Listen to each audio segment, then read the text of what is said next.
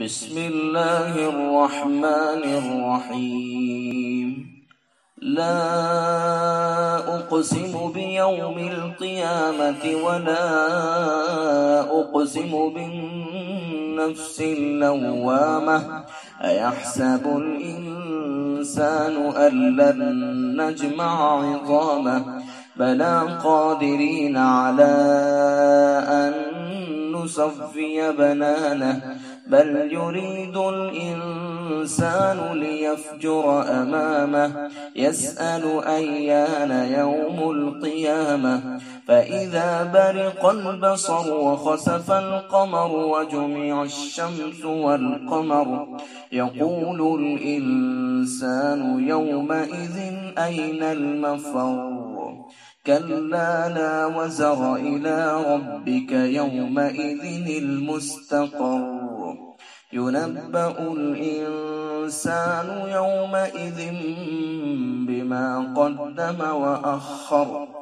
بل الإنسان على نفسه بصيرة ولو ألقى معاذيره لا تحرك به لسانك لتعجل به إن علينا جمعه وقرآنه فإذا قرأناه فاتبع قرآنه ثم إن علينا بيانه كلا بل تحبون العاجلة وتذرون الآخرة وجوه يومئذ ناظرة إلى ربها ناظرة ووجوه يومئذ باسرة تظن أن يفعل بها فاقرة كلا إذا بلغت التراقي وقيل من راق وظن أنه الفراق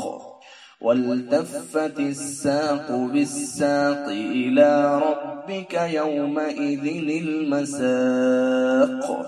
فلا صدق ولا صلى ولكن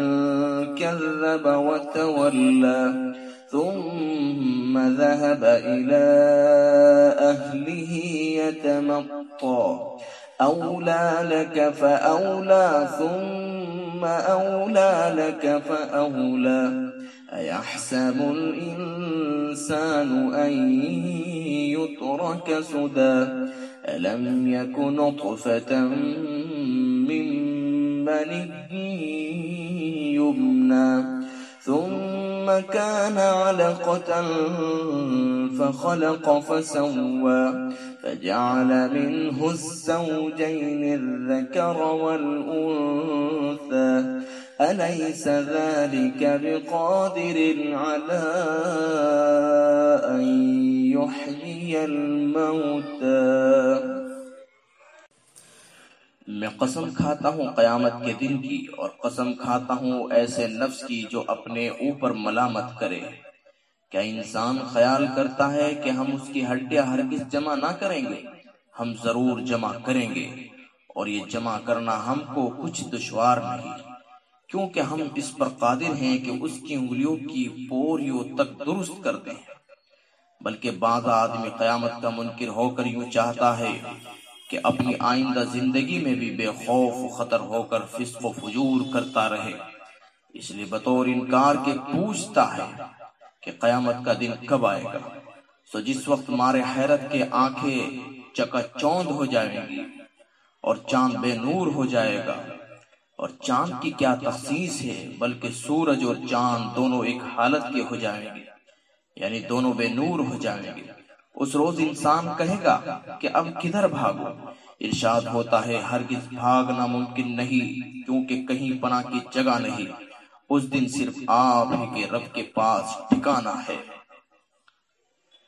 उस रोज इंसान को उसका सब अगला पिछला किया हुआ जतलाया जाएगा, बल्कि इंसान खुद अपनी हालत पर खूब मुत्तला होगा। गो अपने हीले हवाले पेश लावे और ए पैगंबर कबल वही के खत्म हो चुकने के कुरान पाक पर अपनी जबान ना हिलाया कीजिए, تاکہ آپ اس کو جلدی جلدی لیں،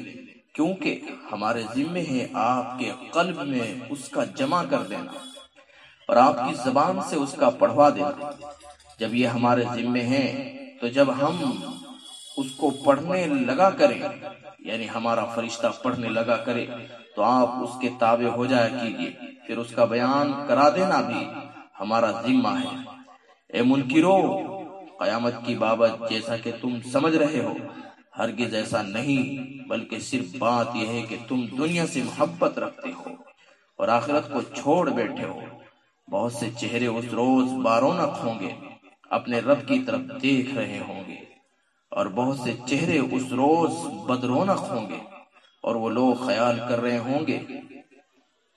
کہ ان کے ساتھ کمر توڑ دینے والا معاملہ کیا جائے گا، یعنی ان کو عذاب شدید ہوگا۔